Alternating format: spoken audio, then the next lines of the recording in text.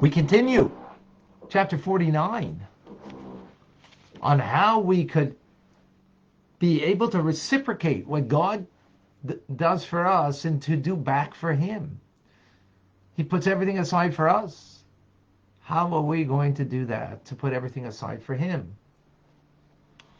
For the love of God. Where does that power come from? The capability, the capacity to do that. So we spoke about that. Well, that's in our prayers. That we have what's called Birchas Kriya Shema, the blessings of the Shema, that we say every day. What do they have to do with the Shema? The Shema is about the unity and the oneness of God. These blessings don't seem to be connected with that. So yesterday we spoke about the first blessing. Actually, I want to take out the siddur so I could show it to you.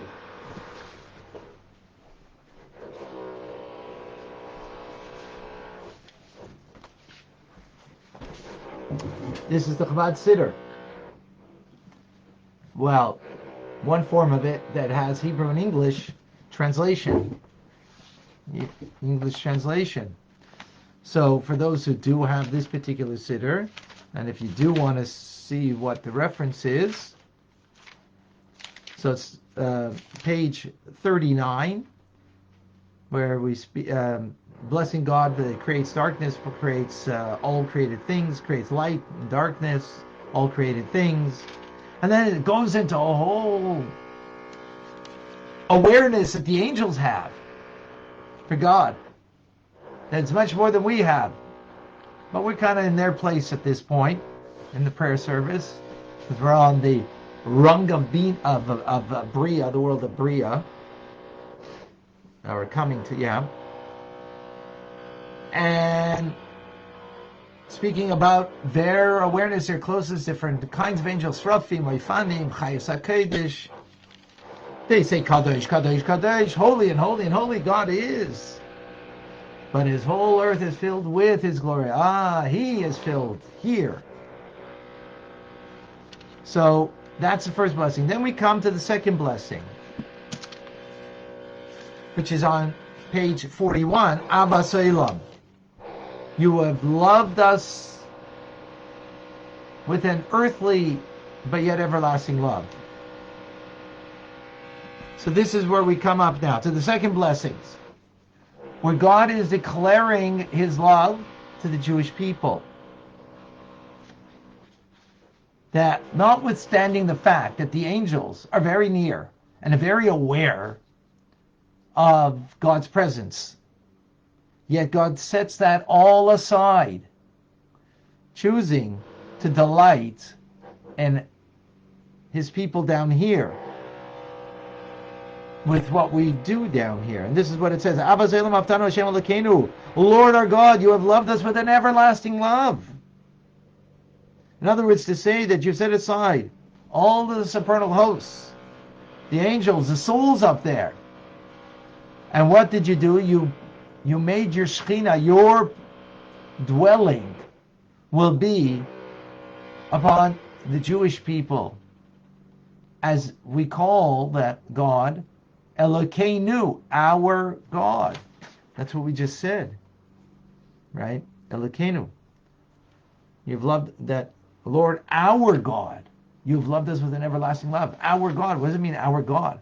It means we have identified with you to such a degree, like we call the God of Abraham, as we explained earlier in chapters 46 and 47, that we've identified so strongly with God that we could call Him our God, which is, think about it. He's our God, we're His, He created us, But yet, because you've loved us with an everlasting love, that gives us a capacity that we can now call you our God. That we are a reflection and dedicated to you. Abraham was in totality. And we do that also. How? Through our performance of Torah mitzvahs. And this is because love impels the flesh. In other words, usually love is to encompass another. But sometimes love can be that it actually impels, holds us back. Just as you did. You contracted upon your infinite nature, so to speak. You can't call God's having a nature, but sort of, as it were. And for our sake, to contract upon. So likewise, we give that back to you. We reciprocate. Well, we're not going to speak about the reciprocation right now. Let's go further in this prayer. So Alter Rebbe explains that this is why it's called Avas Olam, this prayer, which literally translates love of the world, meaning it also means everlasting, but it also means love of the world. Well, what's the world? A contraction. In other words, the love is expressed because God contracted upon himself to allow from the infinite a finite me. Right? Contracted upon himself to such a degree that there's a finite world, a finite me and you. And why did he contract upon himself? As love impels the flesh, contracts the flesh, makes space. He does it for the sake of his people, to bring them near to him, in order that they should be absorbed in the unity and the oneness of God through Torah and mitzvahs, of course. And then as the prayer continues, this is what it means: Chemla gedela v'yisera, exceedingly abounding compassion that God has bestowed upon us. In other words, a compassion that he allows us to come near. Think about it. Great people. Great, unbelievable people. Real great people. What do we have? They're so great, so much greater than us. The fact that we have a relationship with them is because of their compassion.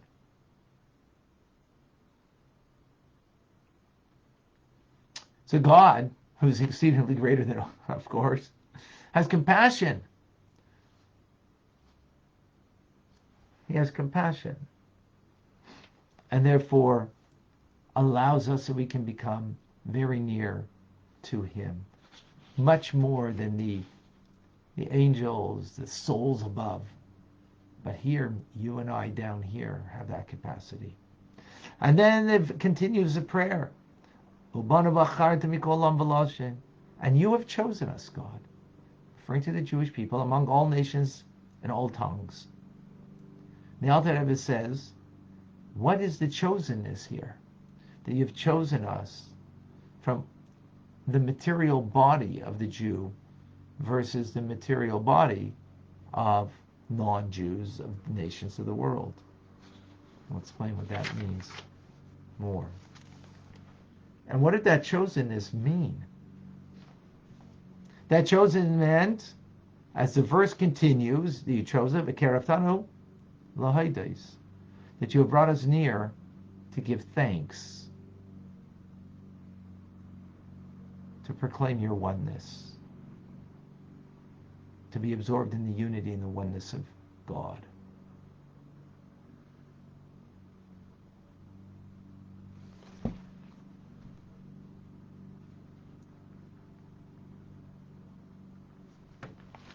Let's unpack this. Powerful. A lot of people are very hesitant to speak about the Jewish people being the chosen people.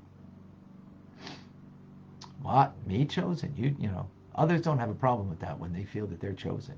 But the Jew has such a great difficulty with it. Because they know what other people, when they felt that they were a supreme, elevated, chosen, what did that mean? Well, it meant that others were subjugated. And first and foremost, the Jew would be subjugated to them. But what we learn over here in the prayer that precedes the Shema, which is the unity and the oneness of God, is that God has chosen us, but what is the purpose of that choice? In order to come close to God, and in order to give thanks to God, in order that we should proclaim His oneness, and that we are absorbed in His unity. So the purpose of that is a very simple, profound, very profound idea.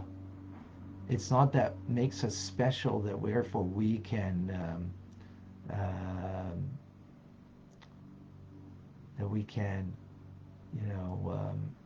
have dominion over others and have them, lick our boots. No. In order that we can bring out the unity and the oneness of God. Think about it. Anybody else ever in history that felt their specialness was in order that they would become greater themselves, that God invested upon them. Kings of yore, they were appointed by God, as was declared, and but the appointed by God, yes, in the name of God, but it was ultimately for their own self-glorification. It was for their own self-glorification rather than the glorification of God. Here we're chosen in order that we give thanks, we come close to God to give thanks and to proclaim His oneness. So it's about His greatness and not ours. There's a beautiful story of the Rebbe Rashab. He came to a museum and saw a painting and was looking very carefully at the painting. A battle scene going on. And his attendant, Chassid, who was, there helping him, asked him, Rebbe, what are you looking so intently? A battle scene. He said, I want to know the difference between foolishness, that someone battles and it's foolish, it's a folly, and a battle that is ultimately real mesirus nefesh, self-sacrifice for the sake of God. Says the difference between the two are worlds apart. The discernment, though, can be like a hairbreadth. Wow. If you understand the story, it's telling us that, self-sacrifice and folly and stupidity are worlds apart, right? A freedom fighter, so-called freedom fighter, may not be a freedom fighter, might just be complete folly, right? Maybe he's really a terrorist. They're worlds apart. But to be able to see the distinction sometimes can be like a hairbreadth. It's the same idea over here. I'm using that as a metaphor to appreciate this idea here.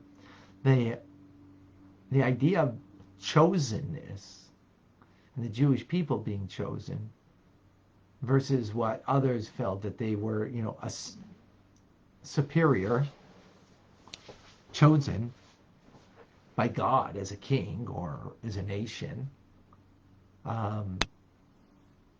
So we get an allergic reaction, but when we understand the distinction between them, they're worlds apart.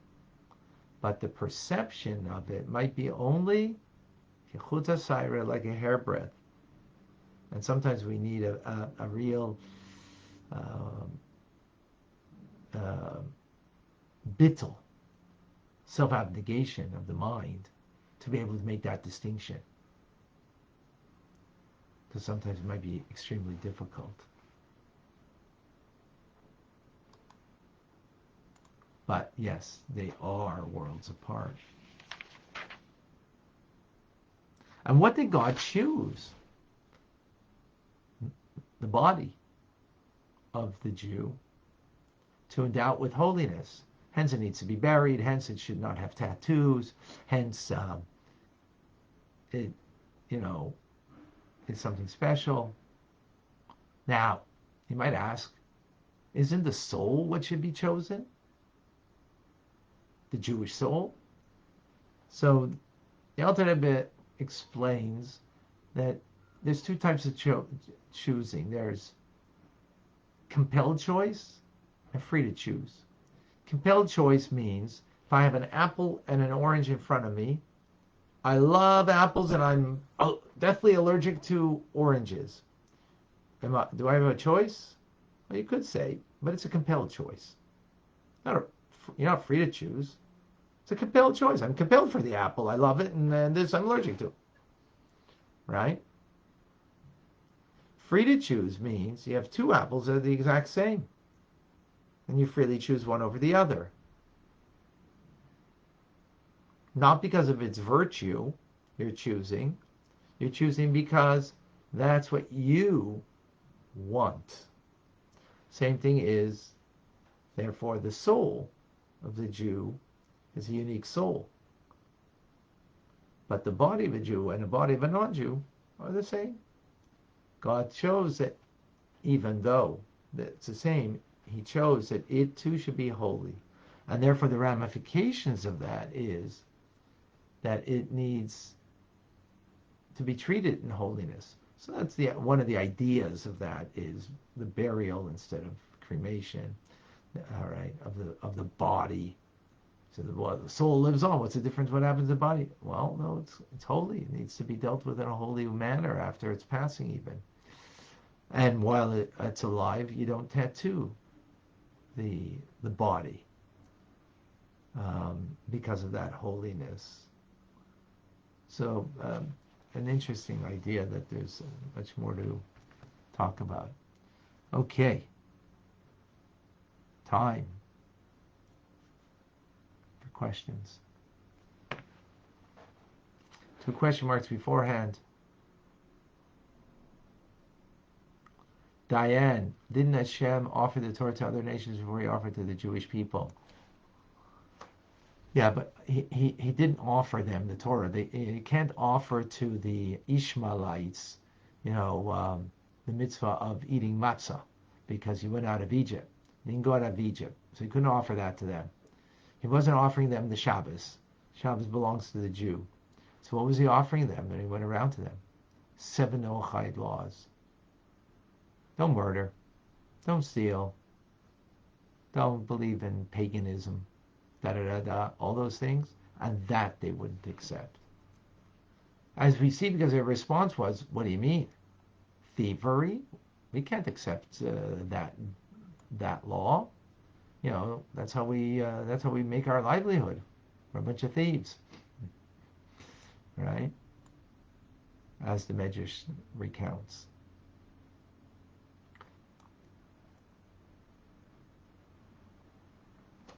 Darren asking a very good question. As a non-Jew, as a Gentile, is accepting the Jewish people as the chosen people will provide blessing to me. Absolutely. No doubt about it. Yes. And together with that, I might add, Darren, and thank you for the question, because the blessings were given from God to Abraham and his descendants. And by the way, that doesn't mean everybody can bless each other, of course. No question. And we should bless each other. But no matter, blessing, from God. We should, absolutely, no question. But just like a kohen amongst the Jewish people, a priest, right, as he's a kohen, has a special power to bless, and I'm not a kohen, so a kohen that has special powers that they can bless, and in doing such, have a special position in the Jewish people themselves. So likewise, that's amongst the Jewish people, amongst the nations of the world. The Jewish people have specifically that power. Now, can I bless a kohen? Absolutely. We have a kohen in our that watches every day and comes to learn every day, and I give him blessings. He gives me blessings. Absolutely. We should always be blessing each other. But yes, it will bring blessing to, and part of that, it was the seven Noachide laws, of observance of seven Noachide law.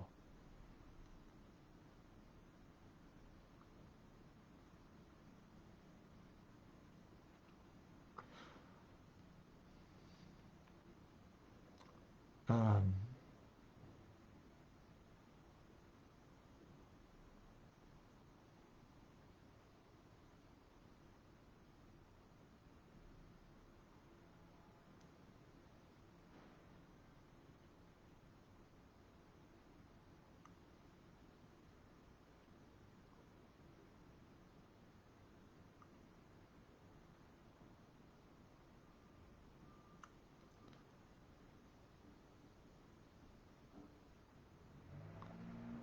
okay.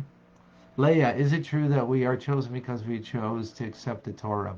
I remember reading Hashem went to the angels of the nations one by one and said, no, we cannot do this, except the guardian angel of the Jewish nation who accepted the Torah. It wasn't the guardian angel of the Jewish people, it was the Jewish people themselves that accepted. That's not why we're chosen. No. We are chosen.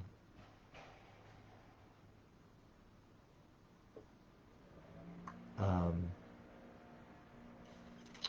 we are chosen because God chose. Um, Another time we'll go into a greater discussion about this, but yes, God, by choosing us, we also chose him. That's true.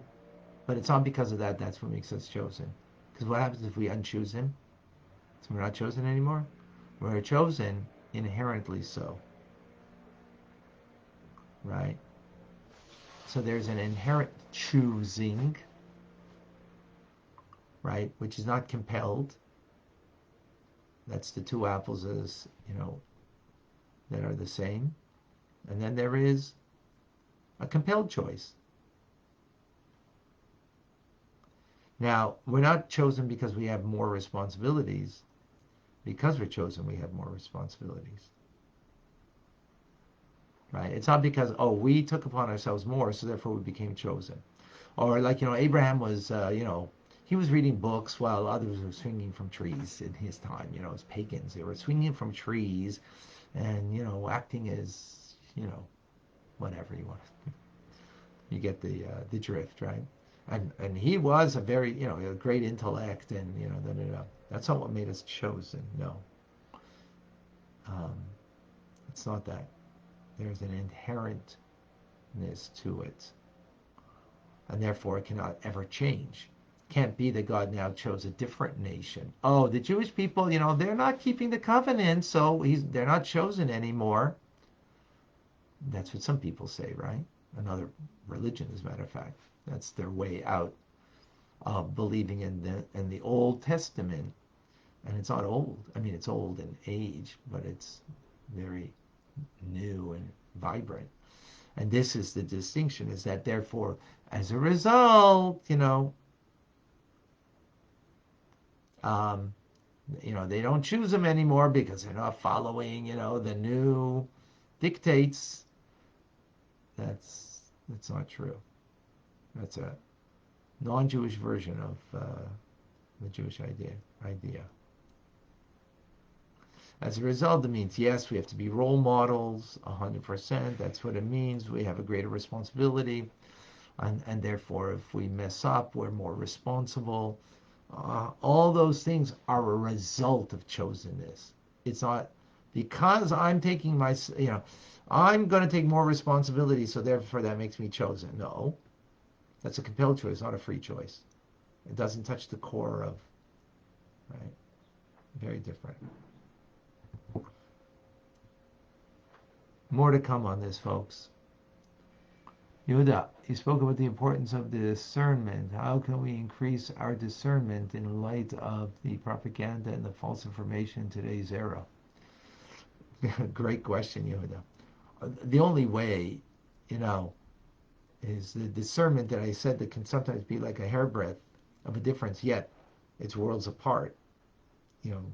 What you are discerning is the more Torah we learn and the truth of Torah, the more we will be able to make a proper discernment and to be able to see truth for what it is. All right, folks. That's it for today. We're going to do Rambam next, and that's going to be on Zoom, 770, 6085. Or it's also going to be on Facebook, Chabad ZK Facebook. You can catch it there. We're going to do Rambam in about 10 minutes. Okay? I'm going to do that in about 10 minutes. I'm going to open up the Zoom that you can come on now. So do come and join us. And a reminder, Sunday night, we've got a big group on the TRC. We're looking to increase so we can make more sessions. The Tanya Rabbi community. If you didn't join yet, at least reach out to me to ask me about it. I know some of you, it's a money issue. I guess prioritizing what's important in life and your spiritual well-being, your mental and emotional well-being, and what life is all about, ultimately, is our connection to the real self that we are working to make real. So please reach out to me. Okay. I'm Rabbi Ronnie Fine, coming to you from Chabad Zichron Kadesh in Montreal, Canada. It's a privilege and a pleasure to share with you the Tanya. Have a wonderful day and a great